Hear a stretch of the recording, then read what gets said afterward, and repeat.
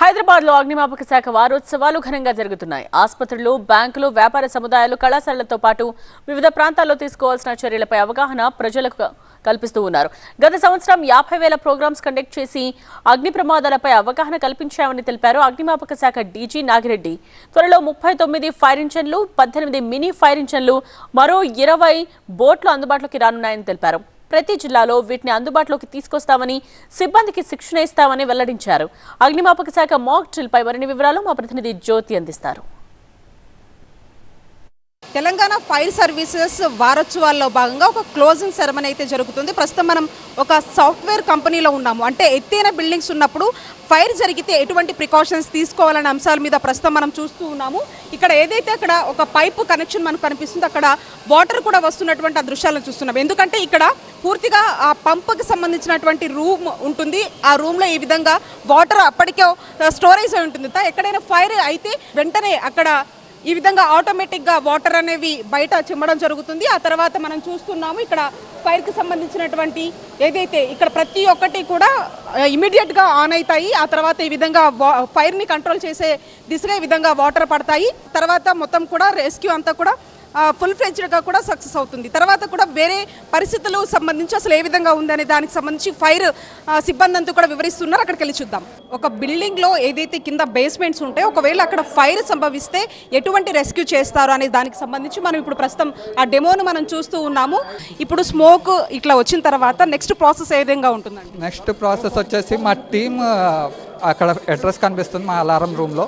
ఆ అడ్రస్ చూసుకుని మా వాళ్ళు ఇక్కడ పరిగెట్టుకుంటూ వస్తారు. వెదర్ ఇక్కడ రియల్ అలారమా లేకపోతే డ్యూ టు డస్ట్ వల్ల వచ్చిన అలారం అన్నది చెక్ చేసుకుంటాం. In case of dust alarm అయితే కనుక అది మళ్ళీ క్లీన్ చేసి మళ్ళీ పెట్టడం జరుగుతుంది. పెద్ద బిల్డింగ్లో ఫైర్ ఎట్లా అవుతుంది, ఏ విధంగా అవుతుంది, ఎక్కడ అవుతుంది అని తెలుసుకోవడానికి మీకు ఏమైనా మానిటరింగ్ ఉంటుందా? ఇదే ఇప్పుడు మనకున్న ఫైర్ డిటెక్షన్ సిస్టమ్ అంతా అడ్రసబుల్ సిస్టమ్. అంటే పాత కాలంలో ఏంటంటే అన్ని డిటెక్టర్స్ ఉండేవి కానీ ఏ పర్టికులర్ జోన్లో వచ్చేదా ఫైర్ అనేది మనకు అర్థమయ్యేది కాదు. జోన్ని మనం ఏమంటారండి? ఇందాక మనం స్ప్రింక్లర్స్ని చూసాము, అక్కడ ఫైర్ అవ్వగానే ఒక్కసారిగా వాటర్ స్ప్రెడ్ అయ్యి ఇక్కడ ఏ విధంగా ఉంటుంది? ఇది లిఫ్ట్ లాబీ జోన్ అనేసి ఈ పర్టికులర్ డిటెక్టర్కి మనం అడ్రస్ ఇచ్చేసి ఉంటాం. సో మా టీంకి వెంటనే అక్కడ అలర్ట్ వస్తుంది, ఇది B2 లిఫ్ట్ లాబీలో ఉన్నాము, ఇక్కడ ఫైర్ అలారం వచ్చిందని.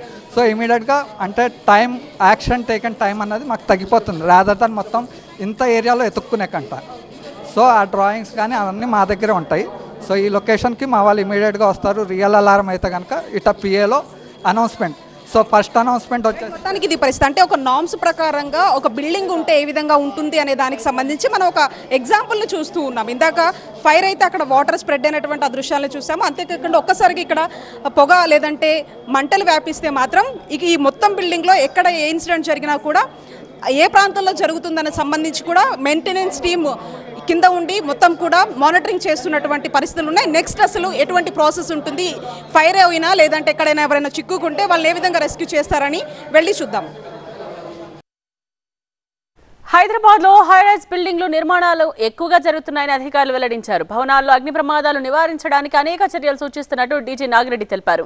ప్రతి హైరైజ్ బిల్డింగ్ లో స్మోక్ డిటెక్టర్, హీట్ డైరెక్టర్ ఉండాలని, ఇవి ప్రమాదాన్ని పసిగట్టి అలర్ట్ చేస్తాయని వెల్లడించారు. బహుళ అంతస్తుల భవనాల నిర్మాణాలు నగరంలో ఎక్కువగా జరుగుతున్నట్టు డీజీ నాగిరెడ్డి తెలిపారు. అగ్ని ప్రమాదాలు జరిగితే ఎలా ఎదుర్కోవాలన్న విషయంపై సిబ్బందికి అన్ని రకాలుగా శిక్షణ ఇస్తున్నట్టు తెలిపారు. ఫైర్ సిబ్బంది ఉపయోగిస్తున్న కొత్త టెక్నిక్స్ పై మరిన్ని వివరాలు మా ప్రతినిధి జ్యోతి అందిస్తారు. ఒక బిల్డింగ్లో ఫైర్ జరిగినప్పుడు లోపల ఉన్నటువంటి ఏ విధంగా దాన్ని కంట్రోల్ చేస్తారనే అంశాన్ని మనం చూసాం. కానీ ఒక బిల్డింగ్లో చిక్కుకున్న తర్వాత వాళ్ళని ఏ విధంగా రెస్క్యూ చేస్తారు అనే దానికి సంబంధించి ఇప్పుడు ప్రస్తుతం ఆ డెమోని మనం చూస్తూ ఉన్నాము. ఏదైతే ఇది స్కై లిఫ్ట్ అంటారు, దీన్ని 18 వరకు కూడా ఫ్లోర్స్ వరకు కూడా రెస్క్యూ చేయడానికి అవకాశం ఉంటుంది. ఆ తర్వాత లోపల అంటే దీనికి మించి ఇంకా పైన బిల్డింగ్స్ని ఏమన్నా ఫైర్ జరిగినప్పుడు మాత్రం వాళ్ళకి ఒక సేఫ్టీగా ఒక రూమ్ అనేది ఉంటుంది. ఆ రూమ్ వరకు ఉంటే దాదాపుగా ఒక 2-3 గంటల వరకు కూడా, అంటే ఒకవైపు అవసర పరిస్థితుల్లో వేరే ప్లేస్ నుంచి చాపర్స్ కానీ అలాంటివి రావడానికి ఒక ప్రత్యేకమైనటువంటి ప్లేస్ అనేది కూడా ఉంటుంది. అది కూడా ఎప్పుడైతే 17, 18కి సంబంధించినటువంటి ఫ్లోర్స్ ఆ ఫైర్ దాటిన తర్వాత తీసుకోవాల్సినటువంటి ప్రికాషన్స్ మనం చూస్తున్నాం. ఈ స్కై లిఫ్ట్కి సంబంధించి గతంలో కూడా కొన్ని ఫైర్ ఇన్సిడెంట్లో దీనిని వాడడం జరిగింది. లోపల ఫైర్ అయినప్పుడు ఒక్కసారిగా కూడా అక్కడ ఉన్నటువంటి ఏవైతే స్ప్రాంకిల్స్ అంటారో అవి ఓపెన్ అవ్వడము, ఆ తర్వాత అక్కడ ఉన్నటువంటి ఆ ఫైర్నంతా కంట్రోల్ చేసే విధంగా వాటర్ రావడం జరుగుతుంది. ఆ తర్వాత ఫైర్ ఎక్కడైనా జరిగితే ఇమీడియట్గా ఇక్కడ ఉన్నటువంటి మెయింటెనెన్స్ వాళ్ళకి ఆ యొక్క ఇన్ఫర్మేషన్ తెలుస్తుంది. ఎవరైనా చిక్కుకుంటే దాని యొక్క ప్రాసెస్ ఏ విధంగా ఉంటుందనే దాని మీద ఇప్పుడు ప్రస్తుతం మనం చూస్తూ ఉన్నాము. గచ్చిబౌలి హైటెక్ సిటీ అనగానే ఎత్తైనటువంటి భవనాలు మనకు ఎక్కువగా కనిపిస్తూ ఉంటాయి. అయితే ఆ భవనాల్లో ఒకవేళ ప్రమాదం జరిగితే ఎటువంటి రెస్క్యూ ఆపరేషన్ కొనసాగుతుందనే అంశానికి సంబంధించి ఫైర్ సిబ్బంది ఇప్పుడు ప్రస్తుతం ఆ రెస్క్యూని మనకి చేసి చూపిస్తూ ఉన్నారు. అయితే బ్రాంటో స్కై లిఫ్ట్, ఈ లిఫ్ట్కి సంబంధించి ఏదైతే ఉందో లోపల అక్కడ అంటే పైన మనకి 2 ఖాళీ ప్రదేశాలు కనిపిస్తున్నాయి. వాటిని ఏది రెఫ్యూజ్ ఏరియా అంటారు. అంటే ఎవరైనా అత్యవసర సమయంలో అక్కడికి వచ్చి వాళ్ళు ఉంటే ఈ విధంగా రెస్క్యూ సిబ్బంది వెళ్ళి అక్కడ ఉన్నటువంటి బాధితుల్ని రెస్క్యూ చేస్తారు.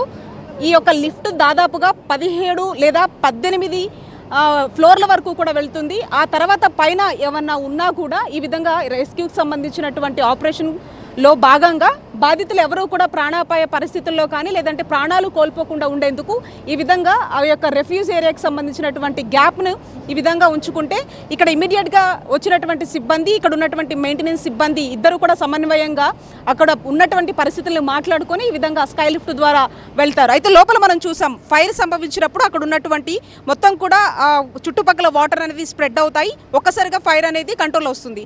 ఆ తర్వాత మళ్ళీ దీనికి సంబంధించి అంటే కింద ఒకవేళ పొగ వస్తే ఆ పొగను ఏ విధంగా కంట్రోల్ చేయడంతో పాటుగా ఎక్కడ ఫైర్ అవుతుందనే సంబంధించి కూడా మెయింటెనెన్స్ టీమ్ అనేవాళ్ళు ఇక్కడ మానిటరింగ్ చేస్తూ ఉంటారు. అంటే ఓవరాల్గా కూడా మెయింటెనెన్స్తో పాటుగా నామ్స్ ప్రకారంగా ఫైర్ సిబ్బందికి సంబంధించి ఏవైతే సూచనలు జారీ చేస్తారో అవి పాటించినట్లయితే మాత్రం చాలా వరకు ప్రాణాపాయాల నుంచి మాత్రం బయటపడొచ్చు అనేది ఈ యొక్క డెమో ద్వారా మనం చూస్తూ ఉన్నాము. వీడియో జర్నలిస్ట్ వెంకట్తో కలిసి జ్యోతి టీవీ9 హైదరాబాద్.